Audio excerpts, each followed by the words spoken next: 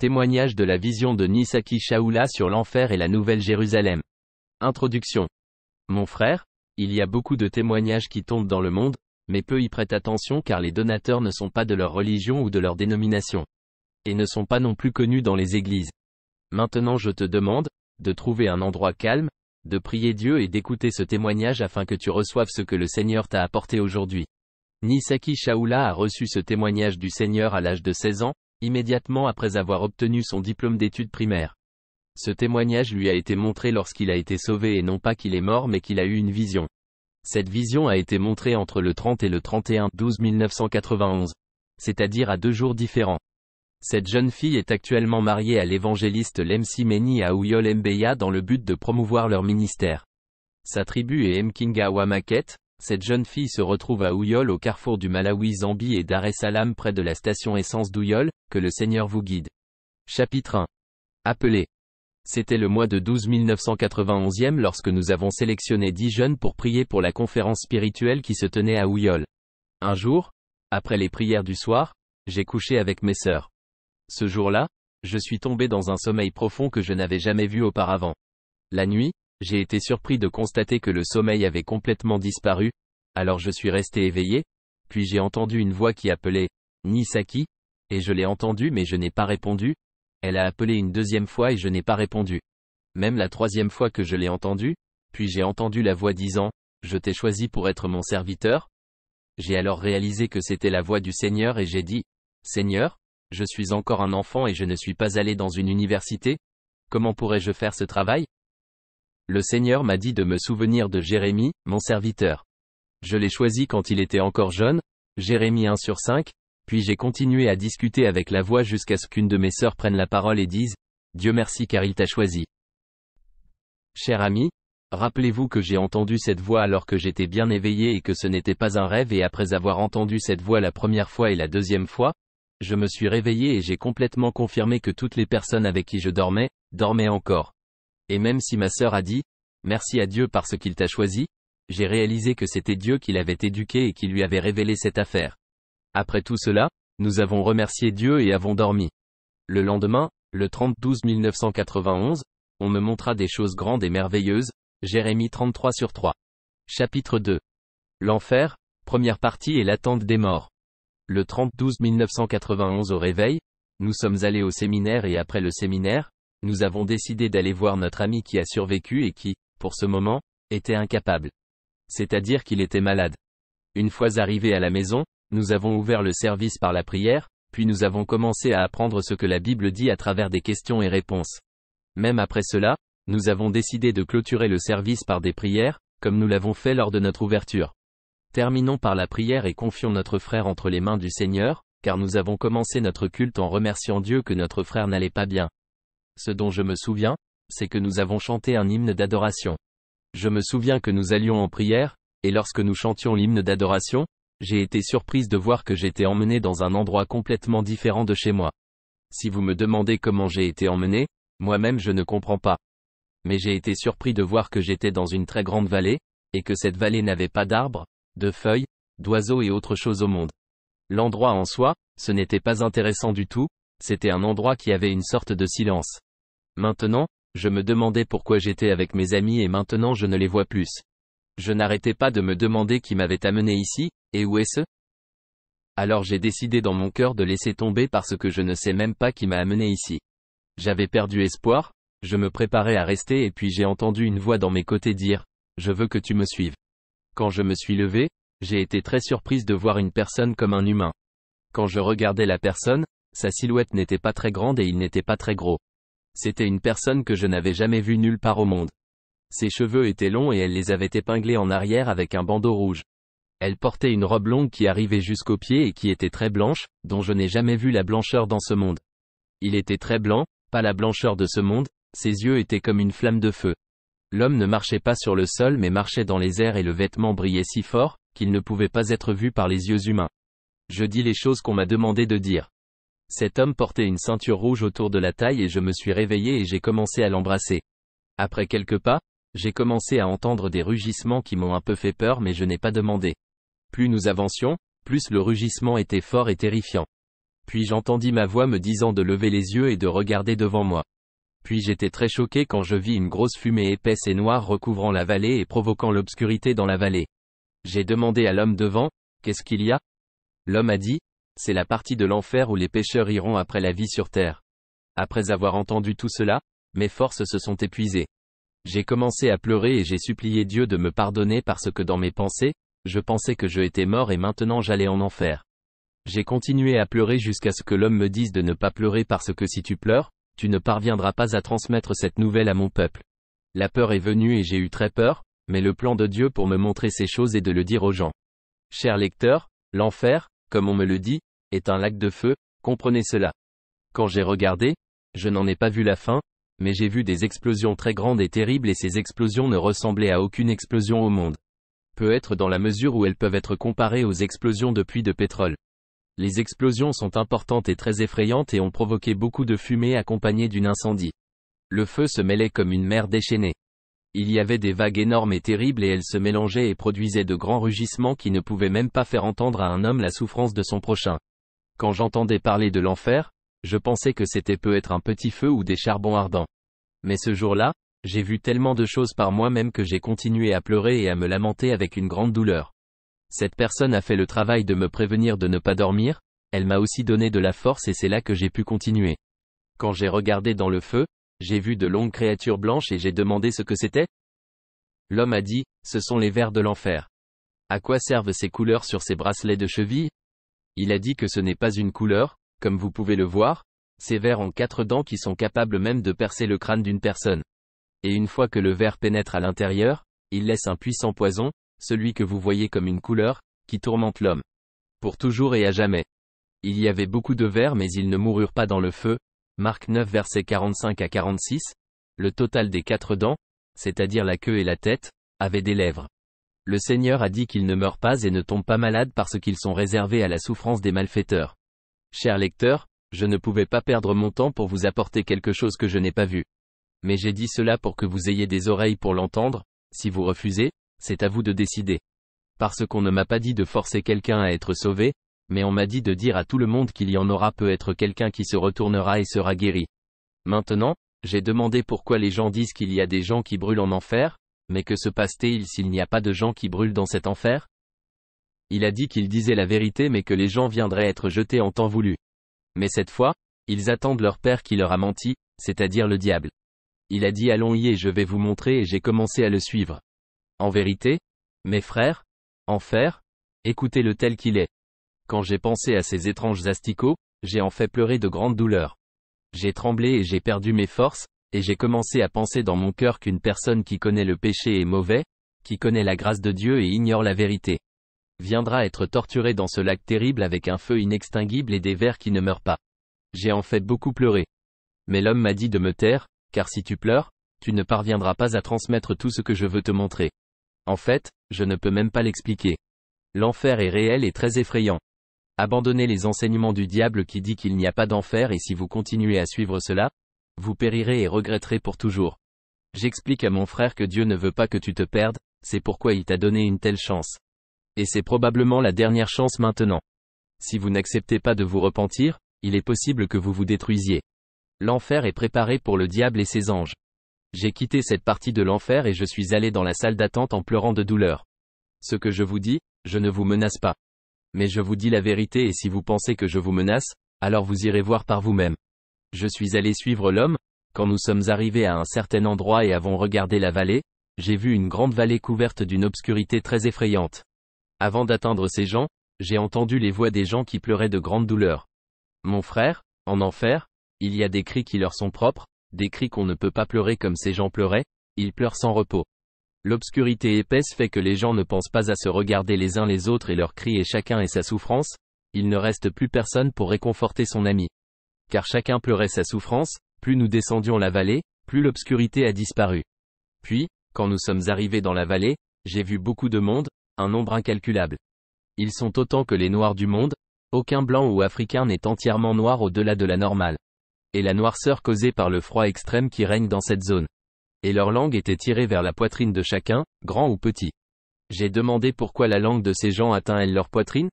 L'homme a dit que comme vous pouvez le voir, Cet endroit n'a ni eau ni bonheur, maintenant ils utilisent ces langues pour lécher les larmes, ces larmes sont obtenues en pleurant pendant plusieurs mois et puis une larme apparaît qui est utilisée comme eau. Ensuite, j'ai été saisi d'une étrange douleur et je me suis rappelé que ce sont des gens qui ont vécu sous la grâce de Dieu. Mais après leur mort, ils se trouvent dans une partie de l'enfer en attendant leur père qui leur a menti. Il y avait des femmes et des hommes. Ces gens pleuraient de douleur. J'ai demandé à l'homme, en disant Seigneur, s'il te plaît, emmène 100 personnes de chaque pays voir cet enfer et dis-leur que les humains se transformeront. Il a dit que les humains ont le cœur dur, même si Jésus lui-même revenait, ils ne le croiraient pas, ils continueraient à pécher. Alors j'ai continué à pleurer beaucoup. Puis il m'a demandé si je connaissais ces gens, j'ai répondu que je ne les connaissais pas.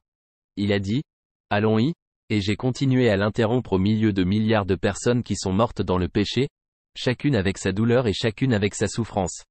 La première personne que j'ai connue à cet endroit, était mon grand-père maternel.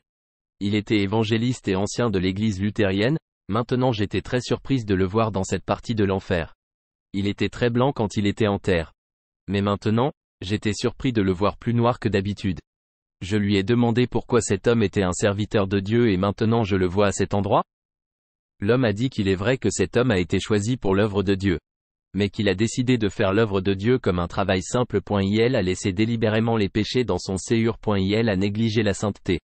Et c'est pour ça que vous l'avez vu dans cette partie de l'enfer. Comme le disent les Écritures, seuls les forts prennent le royaume de Dieu. Matthieu 11 verset 12. La deuxième personne était notre voisin, c'était un frère qui priait dans l'église morave. C'était un frère qui s'aimait beaucoup et chaque jour de culte et le dimanche il gardait la Bible et le livre de chants, mais il ne faisait pas la volonté de Dieu. Même aujourd'hui, si vous allez à Ouyol, vous entendrez ses louanges. Ce frère était très malade et a été hospitalisé à Mbeya. 2 jours avant sa mort il a envoyé des gens appeler le pasteur pour prier pour lui et au bout de 2 jours il est décédé. Maintenant j'ai été très surpris de le voir dans cette partie de la torture. En même temps on dit que si on prie pour une personne, elle va directement au ciel. L'homme m'a dit de dire à tous les gens du monde, à tous ceux qui savaient que le péché est mauvais et qu'il conduit en enfer, et se disent, je me repentirai quand je verrai que je suis sur le point de mourir, je n'accepte pas cela. Tout comme vous n'acceptez pas les choses pourries, je ne les accepte pas même si je les retire du monde. Apocalypse 22. En me voyant, le frère a dit, je vous demande de dire à ma mère, à mon père et à mes frères de ne pas pécher. Même si j'ai eu le malheur de venir ici mais dis-leur de ne pas pécher. La personne qui me conduisait m'a dit de ne pas aller leur dire car il y a des pasteurs dans le monde et ceux qui sont sauvés prêchent l'évangile. S'ils ne les entendent pas, toute la maison viendra ici. Luc 16. Le frère s'est jeté à terre et a pleuré de douleur. La troisième personne à me montrer était ma petite mère du côté de mon mari. Quand son mari voyageait, elle s'est disputée avec sa belle famille, c'est-à-dire les parents de son mari, puis elle a pris des pilules et est morte. Quand son mari est revenu et qu'on lui a montré la tombe, sa femme a pris les pilules et les a bu. Maintenant alors que nous allions chez notre ami pour le voir, nous sommes entrés en collision avec la voiture qui l'emmenait à l'hôpital dans un état critique. Maintenant, j'étais très surpris de la voir dans la salle d'attente. J'ai demandé à cette personne que j'ai laissée sur terre et maintenant je la vois ici. Il n'a même pas fini 15 minutes. J'ai été très surprise car elle était très noire, sa langue était tirée et arrivait jusqu'à sa poitrine comme les autres. Il ressemblait à un homme qui avait subi cette torture pendant plus de 10 000 ans. Mon cœur était rempli d'une tristesse et d'une douleur inhabituelle. Puis l'homme m'a dit maintenant, dites à tous les gens ce que vous avez vu et ce que vous avez entendu. N'ajoutez ni ne soustrayez. À celui qui refuse, ne le contraignez pas et ne l'amadouez pas. Lui, et celui qui vous accepte doit diriger la prière de repentance. Puis j'ai été surpris d'apparaître dans la maison de notre ami. Tous mes collègues sont calmes en attendant ce qui va se passer puis je leur ai raconté tout ce que j'ai vu et entendu puis nous avons remercié Dieu. Chapitre 3. Nouvelle-Jérusalem. Le 31/12/1991, ma mère m'a conduit à la ferme. Je lui ai raconté toutes les nouvelles de son père, mais la mère n'avait rien d'autre à faire que de se sentir désolée. Car la position de son père lui coûte cher et elle doit la quitter pour toujours. Psaume 49 versets 7 à 8. Après être arrivé à la ferme, j'ai creusé le premier, le deuxième et le troisième trou pour planter du maïs. Puis j'ai commencé à me sentir mal, puis je l'ai dit à ma mère et elle a dit, « Ma fille, il est maintenant 3 heures du matin quand les gens te voient en rentrant à la maison, ils seront très surpris, soyez patient. » Maintenant, je ne me souviens plus si j'ai creusé un trou ou non. J'ai été surprise d'être dans une autre partie du monde qui était complètement différente de l'environnement. Cette partie était pleine d'espoir. Cette partie était très intéressante pour moi. Alors j'ai pensé dans mon cœur que si la personne d'hier n'apparaissait pas, je commencerais à lutter ici. J'ai décidé de m'asseoir et j'ai entendu une voix derrière moi qui disait « Suivez-nous ». Quand je me suis retourné, j'ai été surpris de voir deux personnes qui ressemblaient beaucoup à la personne d'hier dans toutes les situations. L'un tient une épée et dit qu'il s'appelle Michael et celui qui tient un morceau de papier dit qu'il s'appelle Gabriel. Les lecteurs de la Bible connaissent leur travail. Daniel 10 verset 13, Jude 1 verset 9, Luc 1 verset 26. J'entends une voix en moi qui me dit « Lève les yeux et regarde devant toi ». J'ai été très surpris de voir devant nous une très grande lumière venant d'une grande et belle ville. La lumière brillait mieux que celle du soleil et de la lune. En fait, j'ai été très impressionné par la ville telle qu'elle est et par sa beauté. J'ai demandé quelle était cette ville? Et à quoi ça sert? Ils m'ont dit, c'est la ville sainte, la Nouvelle Jérusalem et elle est destinée aux saints qui ont conquis le monde. En fait, je ne peux même pas décrire la beauté de cette ville car elle n'a aucun exemple d'aucune sorte dans ce monde. Mon espoir est de vivre dans une ville d'une grande gloire. Je ne sais pas ce que vous espérez pour mon partenaire? Quand nous sommes arrivés à la porte de la ville, mes pensées m'ont directement amené au cantique numéro 121, il y a une porte ouverte. J'ai vu une grande porte qui était ouverte, Apocalypse 3 versets 7 à 8, cette porte changeait de toutes sortes de couleurs, d'autres n'existent pas dans le monde. Quand nous sommes entrés près de la porte, nous avons vu une très belle personne blanche et il était très brillant. Il était assis sur une belle et précieuse chaise. Il semblait être une personne douce avec une grande compassion et un grand amour, Proverbe 11 versets 28 à 30. Son sourire me procurait une sorte de plaisir et me faisait rire très joyeusement. Les anges avec qui j'étais ont commencé à parler à l'homme dans une langue que je ne comprenais pas. J'ai continué à contempler cette ville. Cette ville est faite de miroirs vides. Partout où j'ai regardé, je me suis vu, Apocalypse 21 verset 18, et j'ai continué à me réjouir de cette ville pour sa beauté et sa valeur jusqu'à ce que les anges me disent de les suivre. Les anges m'ont accompagné partout dans la ville en très peu de temps, pas même une seconde ne s'est écoulée, j'ai été très surprise, je ne sais pas comment ces gens marchaient. Le premier ange a ouvert la porte et le second est entré, puis je suis entré.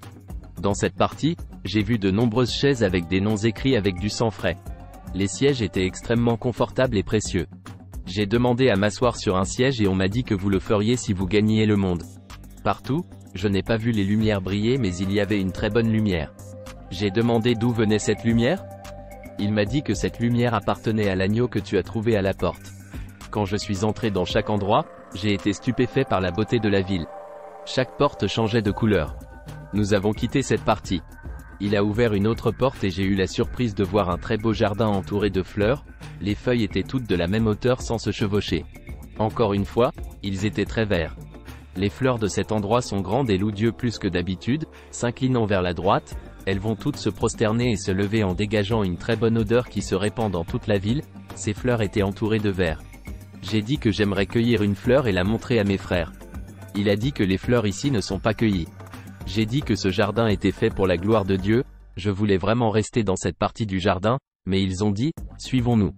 Partout où nous allions les uns après les autres, j'entendais de très belles voix chanter très joyeusement et nous entrions. J'étais très surpris de voir autant de monde sans nombre. Je me suis demandé pourquoi Dieu se donne la peine de chercher des humains alors qu'il en a autant. J'ai été très surpris et je me suis souvenu d'un poème qui dit « Il y a beaucoup de gens qui se soucient de Jésus.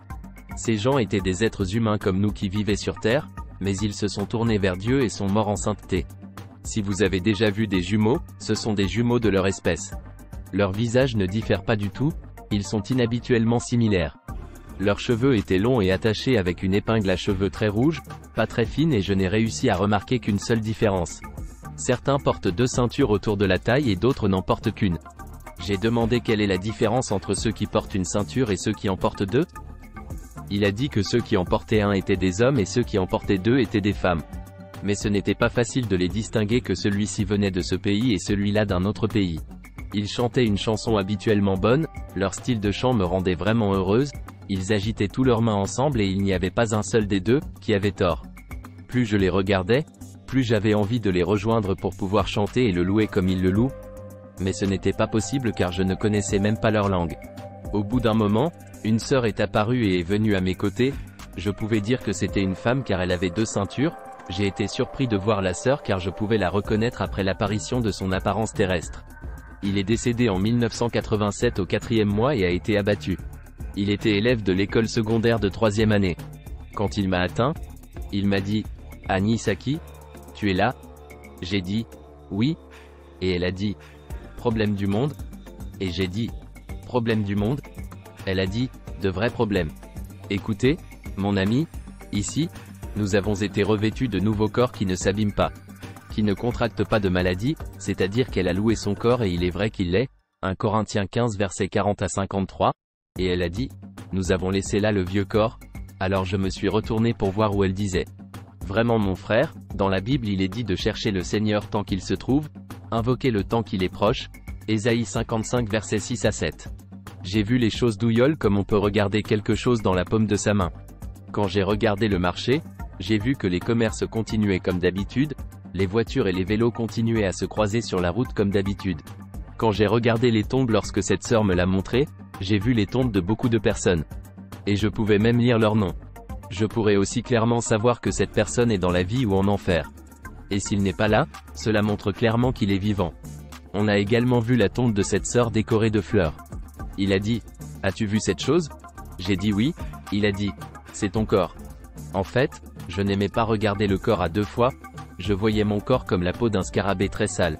Et il m'a dit de me retourner encore, j'ai refusé, la deuxième fois j'ai refusé, la troisième fois je me suis retourné autour et j'ai vu quelqu'un labourer et planter des graines et il a dit que c'était ma mère, nous avons sa conscience ici, il reprendra conscience à votre retour. La vision de cette journée était longue, de 3 heures du matin jusqu'à 6 heures du soir. Lorsque j'ai eu une vision, ma mère a porté mon corps pour le garder à l'ombre, c'est là que j'ai réalisé que sa conscience lui était réellement enlevée. La sœur a dit à Nisaki de dire à ses frères de ne plus pécher dans cette ville où il n'y a pas de tristesse, mais je les vois continuer à pécher et je suis vraiment désolé. Les anges ont dit, n'allez pas leur dire car il y a ceux qui prêchent encore l'évangile, qu'ils les entendent. La deuxième personne à me montrer était un homme d'âge moyen qui était très méprisé à Ouyol. Il était méprisé parce qu'il était un ami de la Bible et des psaumes spirituels et chaque fois qu'il se reposait que ce soit sur le terrain, à la maison ou ailleurs. Il a lu la Bible, chanté des psaumes et prié, il s'est vraiment humilié. Luc 14 verset 35, 18 verset 17, Ésaïe 51 verset 7 à 8, les gens ont dit qu'il était confus. J'ai été surpris de le voir dans cet endroit alors qu'il était un jeune homme de 20 ans, et il a également fait l'éloge de son corps de manière inhabituelle. En effet ses corps sont très beaux et il a dit de dire aux proches du monde que chacun devrait s'efforcer de les surmonter le monde. Parce que le temps est révolu, Apocalypse 22 vers 10 à 14, chacun devrait surveiller le diable et ne pas le tromper car nous avons un grand désir de revoir nos proches, il est parti et s'est mêlé à ses collègues. Une troisième personne est apparue et je l'ai reconnu comme un homme grâce à cette ceinture. Lorsqu'il s'est approché de moi, une figure terrestre est apparue, c'était un ancien pentecôtiste, il priait dans l'église des assemblées et il a dit, « Achola, vous êtes venu ici ?» Et j'ai dit, « Oui, du monde ?» Des problèmes dans le monde, il a dit, « Les vrais problèmes? Regardez-vous les gars, nous sommes vêtus de nouveaux corps qui ne ressentent pas la faim, qui ne tombent pas malades. » Alors il a fait l'éloge de ce corps, il avait vraiment changé et il ressemblait à un jeune homme 20 ans après, il est parti et a continué à chanter. Après avoir vu ces gens, j'ai demandé aux anges, comment ces gens apprennent-ils à chanter? Ils ont dit pourquoi tu dis ça? J'ai dit qu'ils chantaient une chanson qui ne vit pas et il a dit que ce n'est pas comme si tu chantais sur terre, parce que sur terre si tu chantes pendant 5 minutes tu dis que nous avons beaucoup loué Dieu et d'autres pensent qu'ils iront au paradis parce qu'ils chantent sans être sauvés. Une de ces chansons est chantée pendant 9 mois, un couplet pendant 3 mois, chorus, pendant 3 mois et le dernier couplet pendant 3 mois, alors j'ai été très surpris. Quand nous avons quitté cette partie, il a dit allons-y et je vais vous montrer les saints qui étaient au début de l'église, car ils ont été amenés à leur place. Il a ouvert la porte, nous sommes entrés et on m'a montré 16 gens, mais je savais clairement qu'il y en avait plus. La première personne était Bartholomayo, et il m'a embrassé et m'a tenu la main, et a dit que le Seigneur était celui qui avait été écorché à cause de l'évangile. Et la deuxième personne à me montrer était Jean-Baptiste, j'ai dit que c'était lui qui avait été décapité à cause de l'évangile, il a dit que c'était lui. Alors il m'a embrassé et m'a tenu la main, Matthieu 14 vers 1 à 11. La troisième personne à me montrer était Élie, le tourmenteur d'Israël, 1 Roi 18 versets 17 à 18, et il m'a serré dans ses bras et m'a tenu la main, il m'a montré de nombreux autres tels que Paul, Pierre, Jean et d'autres. Bartholomayo a dit, bien-aimés, dites à nos bien-aimés sur terre de se dépêcher car une seconde n'est pas longue. Philippiens 3 verset 12, 1 Corinthiens 9 versets 24 à 27, et nous avons quitté cet endroit. Ils m'ont emmené à l'endroit où sont préparés les vêtements que les saints doivent porter lors de la fête de l'agneau. À cet endroit j'ai trouvé de nombreux anges louant Dieu avec joie. Dans cette section, il y avait aussi de belles machines fabriquées avec une technologie très avancée, de nombreux vêtements entraient dans la machine et en sortaient brillants. J'ai demandé pourquoi tant de vêtements sont fabriqués, à qui appartiennent-ils? Parce que beaucoup de gens rejettent le salut. Il a dit, vous ne prêchez que l'évangile, celui qui veut être sauvé doit être sauvé et celui qui ne veut pas doit s'arrêter. Ce qui est requis c'est que lorsque le Fils de l'homme viendra, il n'y aura personne pour dire que je l'ai pas fait. Je n'entends pas. Nous avons donc quitté cet endroit. Cette ville est une louange pour tout ce qui arrive, cela s'est produit pendant qu'ils louaient Dieu, pas des anges ou des humains, pas des fleurs, pas des violons, car les violons y jouent tout seuls. Ils m'ont emmené au premier endroit où il y avait de nombreux sièges avec des noms écrits avec du sang frais. Lorsque nous sommes arrivés la première fois, il n'y avait personne, mais cette fois nous avons trouvé une personne qui travaillait très vite, elle était plus tendue que le robot. Je lui ai demandé que dans cette ville il y a 2 personnes comme ça? Encore une fois, pourquoi sont-ils si tendus? Il a dit que c'était une seule personne. Rappelez-vous quand il quittait le monde, il a dit, je vais vous préparer une place pour que vous puissiez y être aussi. Jean 14 versets 1 à 6, il dit, il a préparé cette ville lui-même, personne ne l'a aidé. Il est également stressé parce que le moment est venu de retirer les siens de la terre. 1 Thessaloniciens 4 versets 13 à 17. Ils m'ont retiré cette partie. La partie suivante est une partie très importante, vous avez lu et entendu toute la première, maintenant je vous demande de vous calmer. Chapitre 4. En attendant le deuxième enfer. Un des anges m'a dit que nous allions vous montrer la deuxième partie de l'enfer et j'ai dit, oh, y a-t-il une autre partie? Il répondit, oui, cela a été multiplié par 7. Proverbe 15 verset 10. Après cette conversation, en moi la joie de la vie éternelle a disparu et je me suis demandé si cette partie-là je pleurais comme ça? Comment cela se passera-t-il?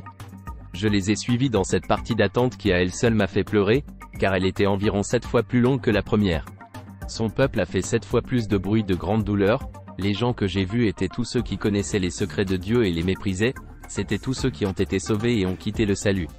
Hébreux 2 verset 3, 6 verset 4 à 6, ce sont les pasteurs et les enseignants, Jacob 3 verset 1, Ézéchiel 34 verset 2 à 6, qui pleurent pour toujours et à jamais sans verser une seule larme. Avant même que cela ne soit montré, j'ai pleuré de douleur et j'ai perdu mes forces. Le premier homme se leva et dit, Seigneur, s'il te plaît, envoie ton serviteur m'apporter une goutte d'eau pour me rafraîchir la langue. Bien-aimé, demande-toi si tu es au monde, es-tu satisfait d'une goutte d'eau? Alors cette partie la goutte d'eau est très précieuse, il pleure pour cette goutte jour et nuit. L'ange leur dit que lorsque vous étiez sur terre, vous jouiez pour la grâce de Dieu, maintenant c'est une toute petite partie de la souffrance mais toujours une petite partie d'elle-même. L'homme s'est jeté à terre et a continué à pleurer très douloureusement. Je l'ai encore regardé et il ne s'est pas relevé du tout. J'ai continué à suivre ces gens en pleurant et en marchant très fort et nous avons trouvé la deuxième personne et il a dit, Seigneur, donne-nous 10 secondes et nous prêcherons l'évangile au monde afin qu'il soit sauvé. L'ange a dit que lorsque vous étiez sur terre, vous aviez beaucoup de temps pour prêcher l'évangile mais vous l'utilisiez pour vos désirs maintenant, ce n'est qu'une petite partie, j'ai pleuré de douleur. Il ne s'est pas relevé, la souffrance qu'ils ont leur fait demander 10 secondes pour prêcher. Bien-aimés, le temps que vous avez perdu pour des choses insignifiantes vous sera dû, car si vous prêchiez l'évangile, l'enfer manquerait de monde parce que vous avez bien utilisé votre temps pour prêcher l'évangile. Soudain, j'ai entendu un bruit terrible et j'ai demandé, est-ce que quelqu'un a été jeté dans le feu? Ils ont dit non. Nous avons dit que cet enfer est 7 fois plus grave. Maintenant, la clameur est brûlante et réjouissante car son heure est venue. Je l'ai entendu encore une fois, j'ai demandé la même chose et on m'a dit pourquoi vous n'entendez pas, cet enfer a été multiplié par 7. Ces gens entendent des bruits horribles mais ils n'ont rien d'autre à faire qu'attendre la torture, contrairement au monde où une personne a un petit problème et se suicide, mais cette partie est inévitable. Une autre différence est que sur Terre, une personne a une chance de se repentir, mais cette partie n'existe pas.